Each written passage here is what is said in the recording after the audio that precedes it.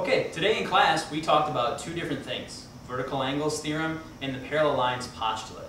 Today we're going to take a closer look at an example using vertical angles and how that works into our proofing and logic lessons.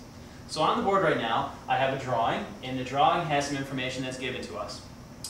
Up here we know that AD, that's line segment AD, and line segment BE intersect at point C.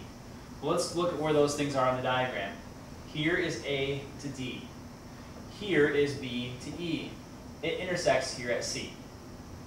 The second amount of information we have here is that the measure of angle ECD, I'm going to mark that out with my hands here, ECD is equal to the measure of angle D. I'm going to mark this information on the drawing. And we mark those with the same arcs to show that those are in fact congruent. Okay, now we get to ask the question, is the measure of angle ACB equal to the measure of angle D? If it is, we're going to prove that, and if it's not, we're going to provide a counterexample.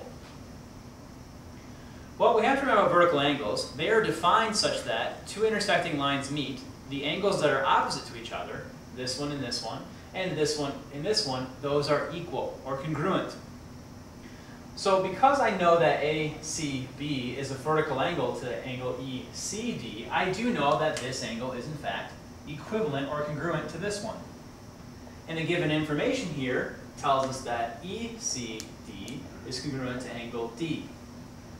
So if I outline this, I know that ACB is congruent to ECD is congruent to angle D. So I can prove this. So in my outline, what I would do is I'd make a two-column statement proof. In this column over here, I'm going to include the statements I need. So my first statement is that I will say that angle ACB and angle ECD are vertical angles.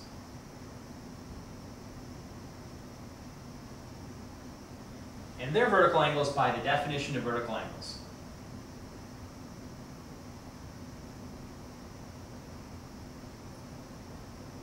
The next thing I want to state then is that the measure of angle ACB is equal to the measure of angle ECD. And this is said by the Vertical Angles Theorem. Quick reminder, the definition of vertical angles only tells us that they're vertical. The Vertical Angles Theorem is the one that states when you have vertical angles, then they are congruent. So it's separate from the definition. The theorem allows us to say that the measures are equivalent. Now we also know that the measure of angle ECB is equal to the measure of angle D. That was given information. Lastly, we can make our conclusion. Measure of angle ACB must be equal to the measure of angle D. And we can see that by substitution. ACB is equal to ECD, okay? And ECD should be in here. ECD is equal to the measure angle D. And by substitution then, ACB will equal D.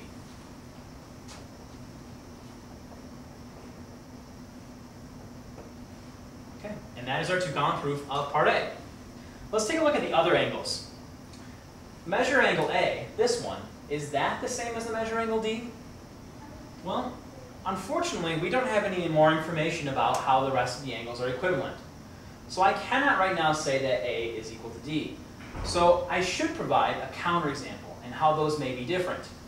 It's very possible that these two angles, this one and this one, are allowed to change. And that can happen simply by changing the diagram to match that, or by trying a different sum of angles. So this is not true. These are not equal to each other. And we could provide our counterexample simply by redrawing the diagram or choosing values for E and for B that will not make A and D the same. So we cannot provide a proof for the second one.